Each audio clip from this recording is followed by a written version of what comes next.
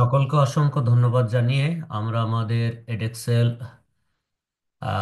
বাংলা আমরা solve class শুরু করছি। তো প্রথম আমাদের একেবারে 20 নম্বরের যে ট্রান্সলেশন যেটি আসে সেটা আমরা এখন সলভ করছি। প্রথমে আমরা টেক্সটটা পুরোটা একবার পড়ে নিব, তাহলে আমাদের হয়তো এটা বুঝতে সুবিধা হবে। এর যে মূল যে বিষয়টা কন্টেন্ট আমরা ধরতে পারবো, কন্টেন্টটা ধরতে পারলে আমাদের কিন্তু ভুল হওয়ার সম্ভাবনা বেশি, মানে কম আর কি, ভুল হওয়ার সম্ভাবনা সবচাইতে কম। কন্টেন্ট ধরতে পারলে কিছু জায়গায় শাব্দিক অর্থ আমরা না জানতে পারলেও আমরা দেখা যাবে যে অর্থটা করতে পারবো। বুঝতে পেরেছো? তো শব্দের অর্থটা আমাদের প্রবলেম হয়, আরেকটি প্রবলেম হয় হলো আমরা সেন্টেন্সটা সাজাতে পারি না। আর থার্ড যে প্রবলেম হয় সেটা হলো স্পেলিং এর। ঠিক আছে, তো এই তিনটা প্রবলেমই আমরা সলভ করতে পারবো। বিশেষ করে আমার যে ওয়ার্ড মিনিং এর যে শিটগুলো আছে এবং আরো দিব, সেগুলো পড়তে হবে। একটু ইংরেজি পত্রিকা পড়লে আরো ভালো হয়, বাংলা বুঝে বুঝে। আর পাশাপাশি প্র্যাকটিসটা করলে হয়ে যাবে। দেখো, the environmental effects of earthquakes আর the effect caused by earthquakes. তো আমরা যদি এখানে শাব্দিক অর্থ দেখি, দ্য এনভায়রনমেন্টাল ইফেক্টস অর্থাৎ পরিবেশগত পরিবেশগত প্রভাব অফ আর্থকোয়াকস, তার মানে হলো ভূমিকম্পের। আর আর দ্য ইফেক্টস মানে প্রভাব সৃষ্টি করে, আর দ্য ইফেক্টস প্রভাব সৃষ্টি করে কস্ট বাই আর্থকোয়াকস, তার মানে হলো যার মধ্যে রয়েছে, কারণ। কস্ট বাই মানে কারণ, আর্থকোয়াকস মানে এই আর্থকোয়াকস বলতে বোঝাচ্ছে ভূপৃষ্ঠের আহ, আহ, চ্যুতি, মানে আর্থকোয়াক মানে হলো ভূপৃষ্ঠ একটু সরে যাওয়া। ইনক্লুডিং একই সাথে আছে সারফেস ফলস। এখানে দেখো, আবার প্রথম থেকে শুরু করি। The environmental effects of earthquakes মানে ভূমিকম্পের পরিবেশগত কারণ হলো the effects caused by earthquakes, তার মানে ভূমিকম্পের পরিবেশগত প্রভাব হলো, দেখো, দ্য ইফেক্টস, ইফেক্টস মানে প্রভাব, কজড বাই আর্থকোয়েকস মানে ভূমিকম্পের কারণে, ভূমিকম্পের মানে ভূমিকম্পের কারণে সৃষ্ট। হুম দ্য ইফেক্টস মানে প্রভাব, কজড বাই আর্থকোয়েকস মানে ভূমিকম্পের ফলে সৃষ্ট, কারণে সৃষ্ট। ঠিক আছে, আচ্ছা, তাহলে প্রথম সেন্টেন্সটা যদি আমরা বলি তাহলে আমরা এভাবে বলতে পারি, ভূমিকম্পের পরিবেশগত প্রভাব হলো ভূমিকম্পের ফলে সৃষ্ট প্রভাব। এরপরে পরের অংশটা দেখো, কমার পরে ইনক্লুডিং সারফেস ফলস, যার মধ্যে রয়েছে, ইনক্লুডিং মানে একই সঙ্গে, আর এখানে বোঝাচ্ছে যার মধ্যে রয়েছে সারফেস ফলস। সারফেস মানে হলো ভূপৃষ্ঠ, আর ফলস বলতে এখানে আমরা জানি ভুল ত্রুটি, কিন্তু এখানে ফলস বলছে ত্রুটি, চ্যুতি, চ্যুতি মানে আলাদা হয়ে যাওয়া। সুনামি, সুনামি মানে সুনামি। সয়েল লিকুইফেকশন, তার মানে ভূমির অনুরণন। লিকুইফেকশন বলতে মাটির কম্পন, অনুরণন মানে কম্পন। গ্রাউন্ড রিজো রিজোনেন্স, তার মানে হলো তোমার গ্রাউন্ড রিজোনেন্স বলতে বোঝাচ্ছে তোমার ভূমিধস। ভূমি অর্থাৎ মাটি মাটি ধসে পড়া। সরি, এখানে একটুখানি ইয়ে হয়েছে, সেটা হলো আহ, এই ল্যান্ডস্লাইডস মানে হলো ভূমিধস, আর গ্রাউন্ড রিজোনেন্স মানে হলো তোমার ভূমির কম্পন। গ্রাউন্ড রিজোনেন্স মানে ভূমি কেঁপে ওঠা। আর সোয়েল লিকুইফেকশন বলতে বোঝাচ্ছে মাটিটা নরম হয়ে যাওয়া। সয়েল মানে মাটি, সয়েল মানে মাটি, লিকুইফেকশন বলতে তরলীকরণ, নরম হয়ে যাওয়া। তাহলে এখান থেকে আমি মিনিংটা বলে দেই, এখান থেকে মিনিংটা এই পর্যন্ত হবে হলো, যার মধ্যে রয়েছে তোমার মাটির, এই দেখো, যার মধ্যে রয়েছে প্রথম কি, আহ ভূপৃষ্ঠের চ্যুতি, ভূপৃষ্ঠের চ্যুতি। এরপরে রয়েছে সুনামি, এরপরে মাটির তরলীকরণ, নরম হয়ে যাওয়া। এরপরে ভূমির অনুরণন মানে ভূমি কেঁপে ওঠা। এরপরে ওই যে ল্যান্ডস্লাইড মানে ভূমিধস, অ্যান্ড গ্রাউন্ড ফেইলুরস, তার মানে গ্রাউন্ড বলতে, এই গ্রাউন্ড বলতে বলছে ভূমি, গ্রাউন্ড ফেইলুরস বলতে বোঝাচ্ছে ভূমির ব্যর্থতা। আচ্ছা, ভূমির ব্যর্থতা মানে ভূমি যখন একটার সাথে আরেকটা লেগে থাকে না। এরপরে দেখো, ইদার ডিরেক্টলি অ্যাসোসিয়েটেড, যা সরাসরি আহ, তোমার সম্পর্কিত, অ্যাসোসিয়েট মানে সম্পর্কিত, ইদার ডিরেক্টলি হয় সরাসরি সম্পর্কিত, উইথ দ্য আর্থকুয়াকস তার মানে ভূমিকম্পের সঙ্গে, সোর্স মানে উৎস, অর প্রভোক্ট। হুম, তাহলে এইখান থেকে এই পর্যন্ত বাক্য আমি একটু বলে দিই। গ্রাউন্ড,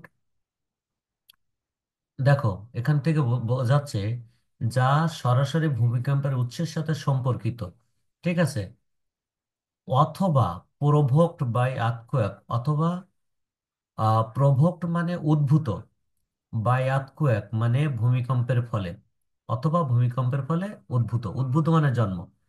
এবার পুরো বাক্যটার মিনিংটা আমরা দেখি। এখানে একটা সেন্টেন্স একটু কঠিন ছিল এইটা তোমাদের জন্য। দেখো, the environmental effects of earthquakes আর the effect caused caused by earthquake. এর অর্থ বোঝাচ্ছে ভূমিকম্পের পরিবেশগত প্রভাব হলো ভূমিকম্পের ফলে সৃষ্ট প্রভাব, ইনক্লুডিং সারফেস ফলস, যার মধ্যে রয়েছে ভূপৃষ্ঠের চ্যুতি, সুনামি, সয়েল লিকুইফেকশন অর্থাৎ মাটির তরলীকরণ, গ্রাউন্ড রিজোনেন্স অর্থাৎ ভূমির অনুরণন, ল্যান্ডস্লাইড অর্থাৎ ভূমিধস, অ্যান্ড গ্রাউন্ড ফেইলুরস অর্থাৎ ভূমির ব্যর্থতা বা ভূমি আলাদা হয়ে যাওয়া, ইদার ডিরেক্টলি যা সরাসরি, অ্যাসোসিয়েটেড মানে associate with the earthquake source যা সরাসরি ভূমিকম্পের উৎসের সাথে সম্পর্কিত, ওয়ার অথবা প্রভোক্ট বাই দ্য আর্থকুয়াক ভূমিকম্পের ফলে উদ্ভূত। এরপরে দেখো পরের অংশ, these are common feature produced both near and far. এরপরে বলছে এগুলো কাছাকাছি। দেখো, দেজ আর এগুলো, আর কমন ফিচার্স মানে এগুলো কাছাকাছি, কমন ফিচার্স প্রডিউসড যে এগুলো কাছাকাছি এবং দূরে উভয় স্থানে উৎপন্ন। দেখো, দেজ আর কমন এইগুলো সাধারণ, ফিচার্স মানে হলো তোমার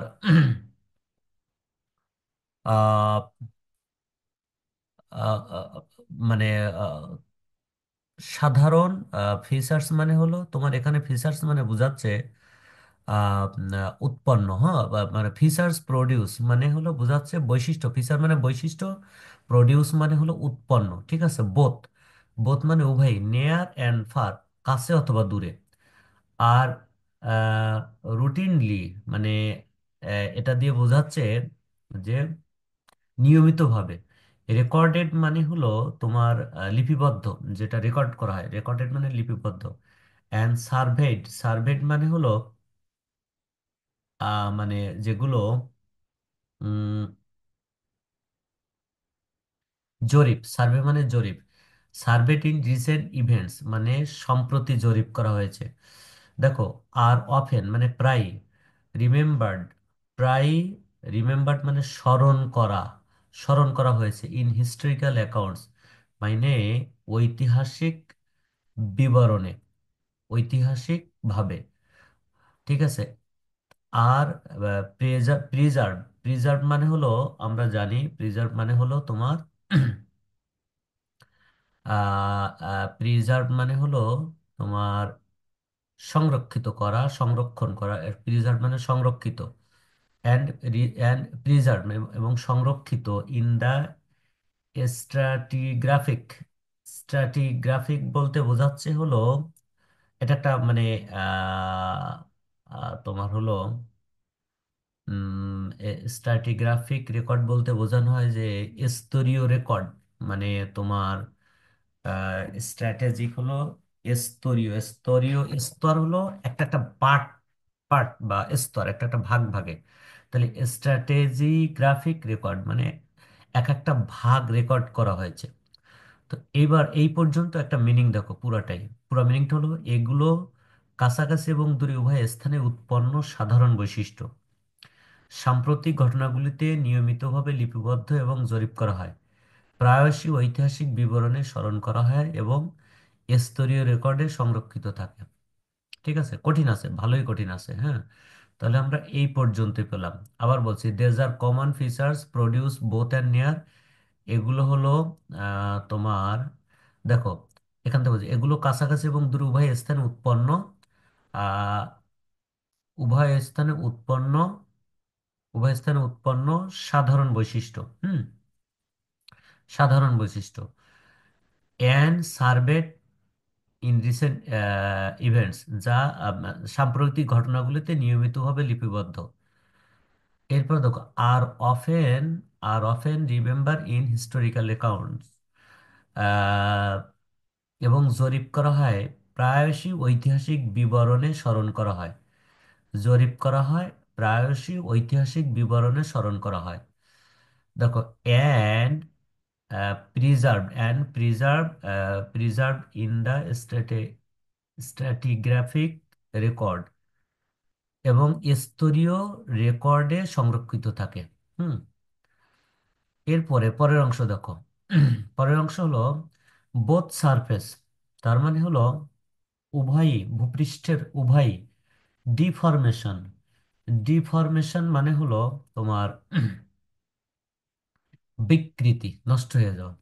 অ্যান্ড ফল্টিং, ফল্টিং মানে চ্যুতি, চ্যুতি মানে আলাদা হয়ে যাওয়া।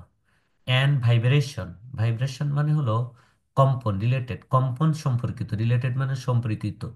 জিওলজিক্যাল ইফেক্টস, তার মানে ভূতাত্ত্বিক প্রভাব। Not under, not only live, not only live মানে হলো শুধুমাত্র, মানে মানে পরিবেশের উপর স্থায়ী ছাপ ফেলে না।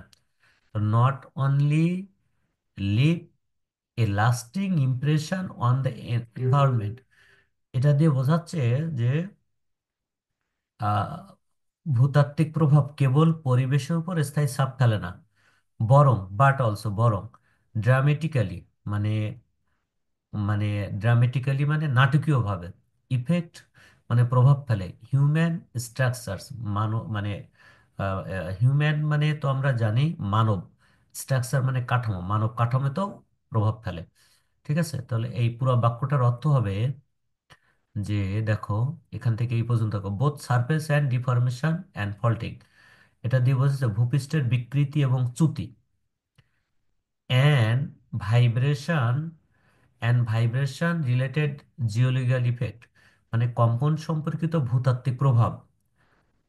দেখো, not only not only live a lasting impression on environment,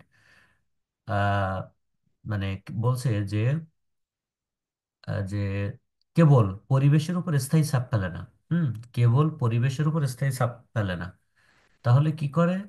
but also dramatically effect human structure, মানে বরং মানব না কাঠামোতেও নাটকীয়ভাবে প্রভাবিত করে।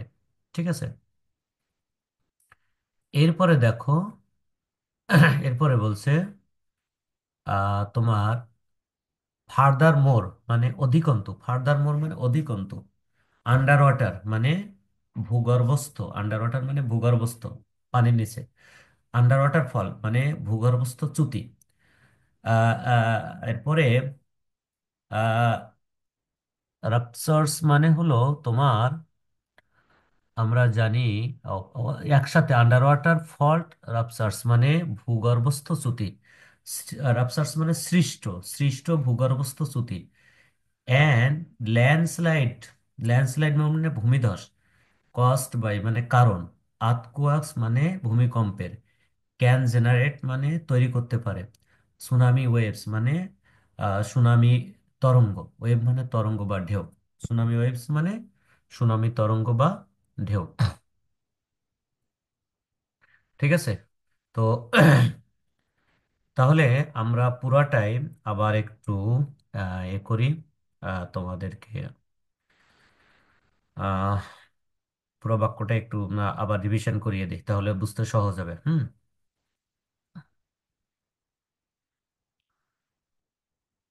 দেখো, প্রথম প্রথম বাক্যটা আবার দেখো। The environmental the environmental effects of earthquake, মানে পরিবেশগত, ভূমিকম্পের পরিবেশগত প্রভাব হলো, ভূমিকম্পের পরিবেশগত প্রভাব হলো।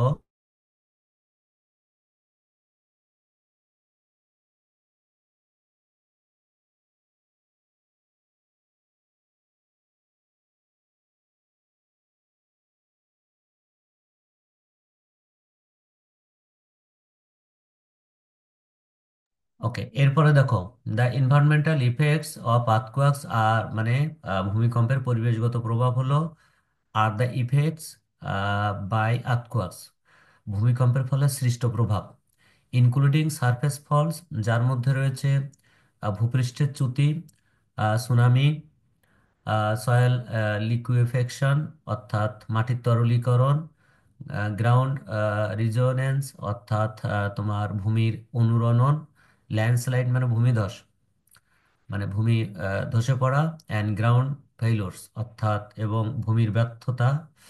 দেখো, এরপরে বলছে ইদার ডিরেক্টলি, যা সরাসরি directly associated with the earthquake, যা সরাসরি ভূমিকম্পের উৎসের সাথে সম্পর্কিত, or provoke by the earthquake, অথবা ভূমিকম্পের ফলে উদ্ভূত। এরপরে দেখো,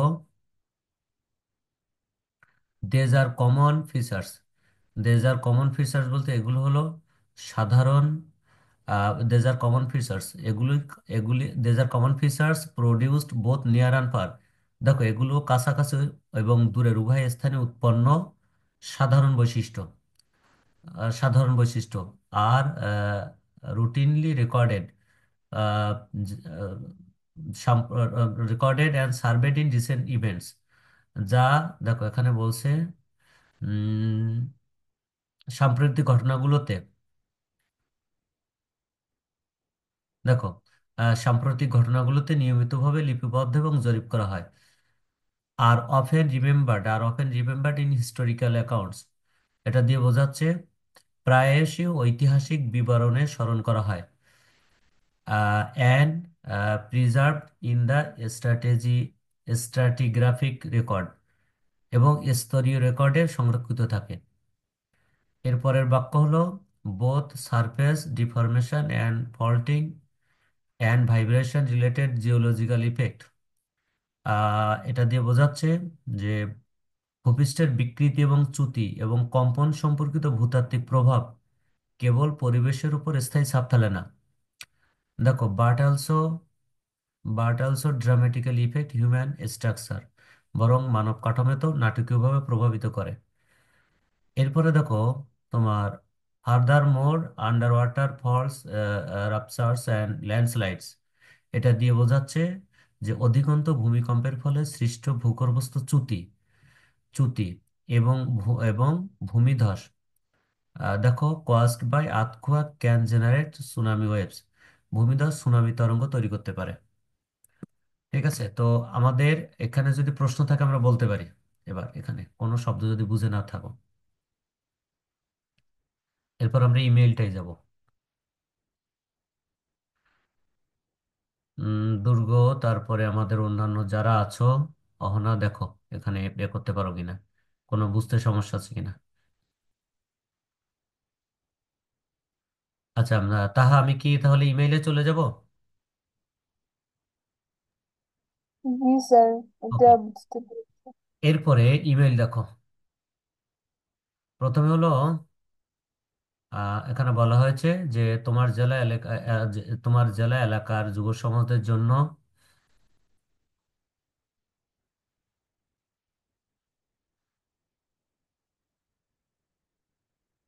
দেখো এখানে বলছে যে তোমার জেলা আহ, যুব সমাজের জন্য নতুন নতুন সুযোগ সুবিধা চালু করার জন্য একটি যুব মেলার আয়োজন করেছে, এতে যোগদান করে দারুণ অভিজ্ঞতা অর্জন করেছো। সেই অভিজ্ঞতার কথা জানিয়ে প্রবাসী বন্ধুর কাছে একটি ইমেইল লেখো। তো এখন এখানে কিছু কথা আছে, যে কবে, কোথায়, কতদিন ব্যাপী হয়েছে, এরপরে যুবকদের জন্য বিশেষ আয়োজন, এরপরে নতুন অভিজ্ঞতায় এর থেকে তোমার নতুন অভিজ্ঞতা, এরপরে তরুণ সমাজের জন্য উপকারিতা, ঠিক আছে, তরুণ সমাজের জন্য উপকারিতা আমাদের টোটাল শব্দ সংখ্যা হলো 140, ঠিক আছে। তো আমরা প্রথমে প্রথমে আমরা লিখব আমরা প্রথমে লিখব হ্যালো। এখানে টেক্সটে একটুখানি ভুল আছে, সেটা হলো টেক্সট কার কাছে করা হয়েছে সেটা উল্লেখ থাকবে এখানে। হ্যালো, এখানে মনে করো টেক্সটটা পাঠিয়েছে মনে করো অহনা, হ্যালো অহনা। এরপর আমরা কমা দিব, দিয়ে আমরা লিখবো হলো শুভ সকাল। আমরা ওই যে এটা না লিখলেও সমস্যা নাই, ওই যে তোমার কি বলা যায়, ইমেইল ওই যে ফর্ম টু সাবজেক্ট এগুলো না লিখলেও কোনো সমস্যা নাই, ঠিক আছে।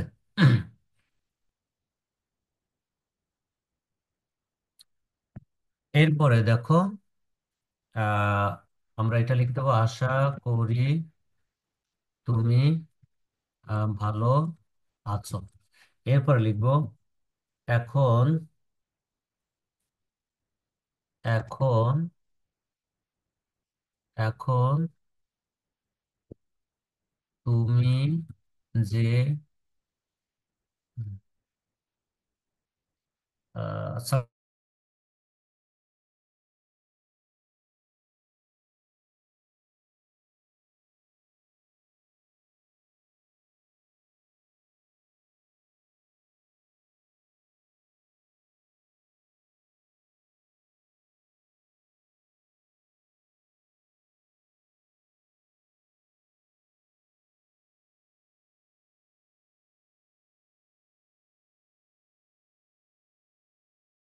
এরপরে আমরা এখন তুমি যে দেখো টেক্সট, হ্যাঁ তুমি যে টেক্সটটি পাঠিয়েছিলে, হুম, এখন তার জবাব দিচ্ছি, ঠিক আছে। এইটুকু লেখার পরে আমরা, এটা কিন্তু একটা প্যারা, হ্যালোর পরে তারপর আমরা পরের প্যারায় চলে যাব। পরের প্যারায় গিয়ে এইগুলো লেখা শুরু করে দেবো। তোমার এই যে মনে করো যুবকদের জন্য মেলা কবে হয়েছে, আমি শুধু কন্টেন্টটা লিখে দেই, ঠিক আছে। কন্টেন্টটা লিখে দেয় অথবা ডিসকাশন করে দেয়, এটা লেখা লাগবে না, কারণ এটা তো লেখা আমি তোমাদের দিয়েছি টেক্সট, হ্যাঁ। যেমন মনে করো যুবকদের জন্য মেলা কবে হয়েছে, এখন তুমি লিখবে মেলা হয়েছে আহ 1 থেকে মানে 1 জানুয়ারি এটা শুরু হয়েছিল। কোথায় শুরু হয়েছিল? এই মেলাটা শুরু হয়েছিল তোমার গুলশান ইয়ুথ ক্লাবের মাঠে। এরপরে কতদিন ব্যাপী হয়েছিল, তো তুমি লিখবে এই যে মেলাটা হয়েছে 1 থেকে তোমার 14 জানুয়ারি পর্যন্ত, মোট 8 দিনের জন্য এই মেলাটি হয়েছিল। যুবকদের জন্য বিশেষ আয়োজন, ঠিক আছে।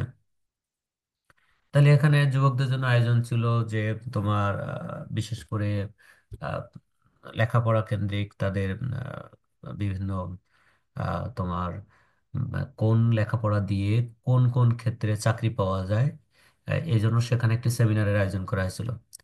এরপরে যুবকদের জন্য সেখানে খেলাধুলার আয়োজন ছিল।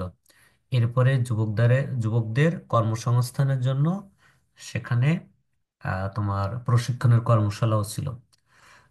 এরপরে যুবকদের জন্য সেখানে চাকরির বিভিন্ন কোম্পানি থেকে বিভিন্ন চাকরির তোমার সুযোগ সুবিধাও সেখানে মানে ছিল, অর্থাৎ সেখান থেকে বিভিন্ন কোম্পানি তাদের চাকরির অফার নিয়ে যুবকদের জন্য বিভিন্ন ধরনের চাকরির অফার নিয়ে সেখানে বসেছিল, বিভিন্ন ধরনের চাকরির সুযোগ নিয়ে সেখানে বসেছিল। তাহলে এটা হলো বিশেষ আয়োজন। এবার নতুন অভিজ্ঞতা। তো প্রথম অভিজ্ঞতা হলো যে আমি এখানে এই স্যার, বলো। না স্যার, মানে দেখা যাচ্ছিল না। আচ্ছা, এরপরে অভিজ্ঞতা, প্রথম অভিজ্ঞতা হলো যুবকদের জন্য নতুন অভিজ্ঞতা।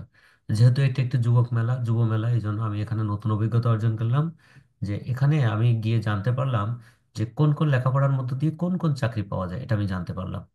তারপরে 2 নম্বর অভিজ্ঞতা হলো এই মেলায় অংশগ্রহণ করে আমি কর্মসংস্থানের জন্য কর্মসংস্থানের জন্য, নতুন কর্মসংস্থানের জন্য আমি মানে প্রয়োজনীয় পরামর্শ পেয়েছি এবং দিক নির্দেশনা পেয়েছি, এবং সেখান থেকে আমি কিছু প্রশিক্ষণও নিয়েছি।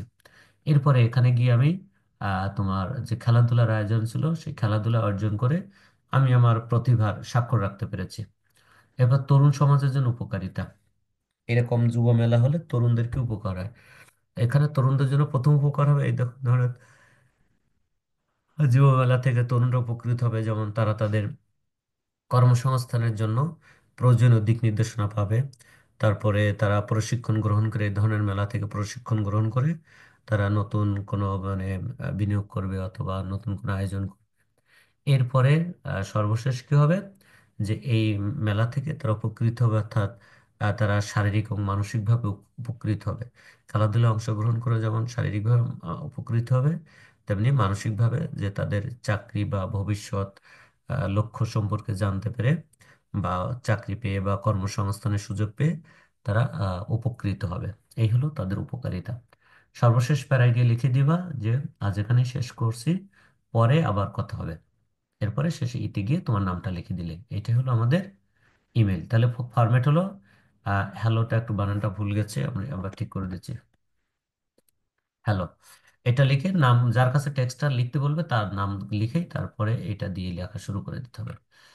এরপরে আমাদের একটা ইয়ে আছে তোমার 80 শব্দের মধ্যে শুদ্ধ বাংলা একটা লিখতে হবে। তোমার ভ্রমণ, পাহাড়ি অঞ্চল ভ্রমণের অভিজ্ঞতা। তো দেখো এটা মূলত আমাদের এখানে ইনস্ট্রাকশনটা থাকবে। ইনস্ট্রাকশনটা থাকবে মনে করো পাহাড়ি অঞ্চল ভ্রমণ, কখন গেছো, ধরে নাও মনে করো ইনস্ট্রাকশনে প্রথম আছে মনে করো যে কখন, হ্যাঁ, কখন গেছো, এরপরে কোথায় গেছো, যেগুলো থাকতে হবে এই কথাগুলো এখানে থাকতে হবে। কোথায় গেছো, এরপরে কিভাবে গেছো, হুম, কিভাবে গেছো, এরপরে কি কি দেখছো, কি কি দেখেছো, এই কথাগুলো এখানে উল্লেখ থাকতে হবে। তো দেখো, আমি পাহাড়ি অঞ্চল ভ্রমণে গিয়েছি জানুয়ারি মাসের 10 তারিখে।